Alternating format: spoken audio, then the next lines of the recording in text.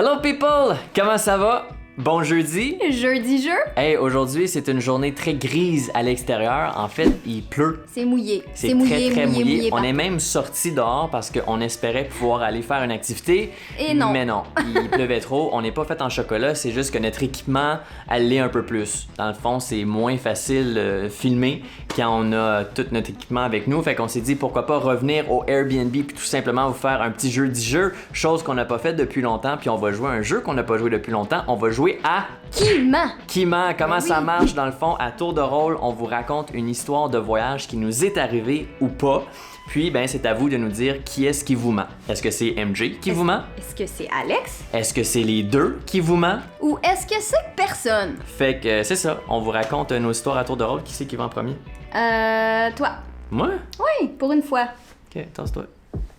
Alright, moi mon histoire c'est que j'ai déjà reçu une amende pour avoir fait voler mon drone quelque part où je n'avais pas le droit. Là, avant de vous expliquer, de vous raconter cette histoire-là, je veux juste préciser que je ne nommerai pas l'endroit où ça s'est passé, ni le montant de l'amende que j'ai dû payer, tout simplement parce que je veux éviter qui sait les répercussions futures.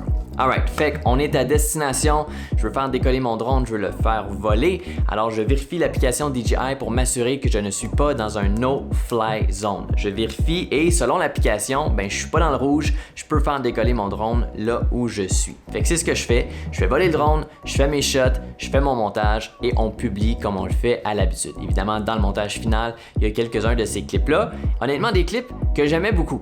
Le lendemain, on reçoit un message privé sur notre page Facebook Alex et MJ on the go d'un officier, d'un policier qui nous dit que notre vidéo lui avait été envoyée. Puis dans le fond, il a vu que dans notre vidéo, on avait fait voler notre drone quelque part où on n'avait pas le droit. Là, moi, je commence à me questionner, je comprends pas trop parce que j'avais vérifié sur l'application puis tout semblait OK. Mais selon son message, toute la région, c'était un no-fly zone. Fait que là, moi, comme touriste, je décide de ignorer son premier message. J'ai tout simplement lu et j'ai passé à autre chose. 2-3 heures plus tard, on reçoit un autre message de ce même policier-là qui nous demande si on est toujours à destination et que si oui, qu'on doit se présenter au bureau de poste de police le lendemain matin. Là, je me dis, OK, il est peut-être sérieux, je vais lui répondre. Je lui réponds que, écoute, on est des touristes, j'ai vérifié, tout semblait OK, c'était une erreur 100% humaine, on était désolé.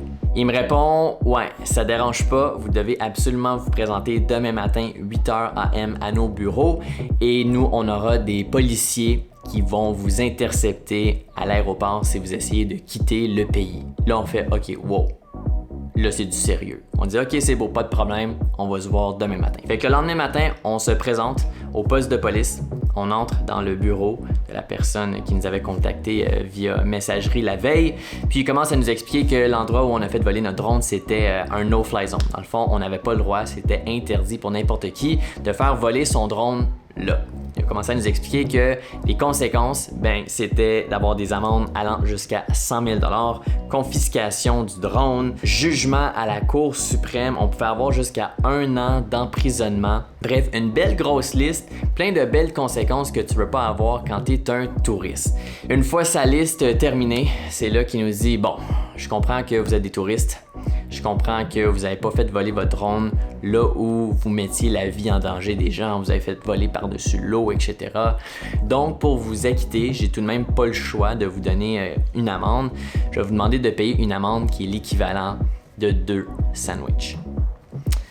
2 sandwichs. J'ai sorti le montant de ma poche, je l'ai payé, on s'est levé et on a quitté. C'était comme s'il nous donnait une petite tape sur les doigts. Mais sachez que depuis ce temps-là, on vérifie sur 2 applications. Si on a le droit de faire voler là où on vérifie sur Internet parce que la dernière chose qu'on veut, c'est aller en prison dans un autre pays pour avoir fait voler notre drone.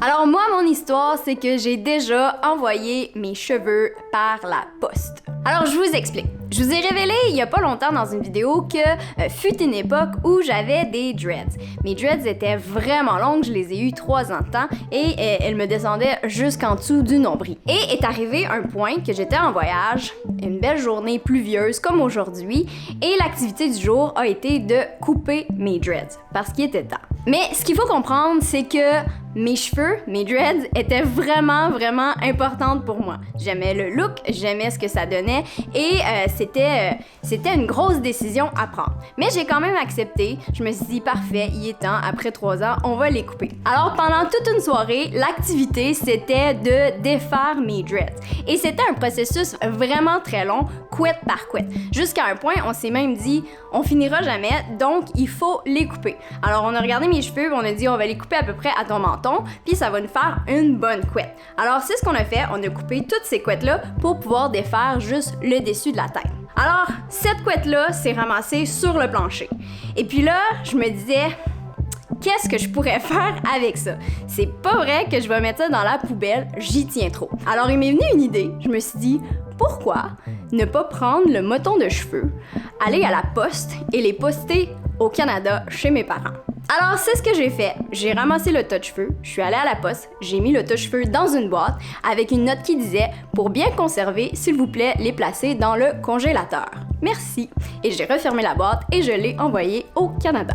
Quelques semaines plus tard, mes parents ont reçu la boîte, ont suivi mes instructions et je vous confirme que encore à ce jour, mes cheveux se retrouvent toujours dans le congélateur de mes parents. Alors oui, j'ai déjà envoyé mes cheveux par la poste. Donc voilà, ce sont nos 2 histoires de voyage. Qui est-ce qui vous ment? Est-ce que c'est MJ? Est-ce que c'est Alex? Est-ce que c'est les deux? Ou est-ce que c'est personne? Écrivez votre réponse ainsi que votre théorie dans les commentaires. On trouve ça tout le temps bien drôle de lire ça. Et évidemment, on va vous révéler la bonne réponse demain dans un post Facebook et Instagram. Alright, that's it? C'est tout. Laissez un like sur la vidéo sur notre page si c'est pas déjà fait, puis demain, on espère qu'il va faire un peu plus beau pour vous montrer d'autres belles images. Alright, on se revoit la prochaine fois. Ciao! Salut!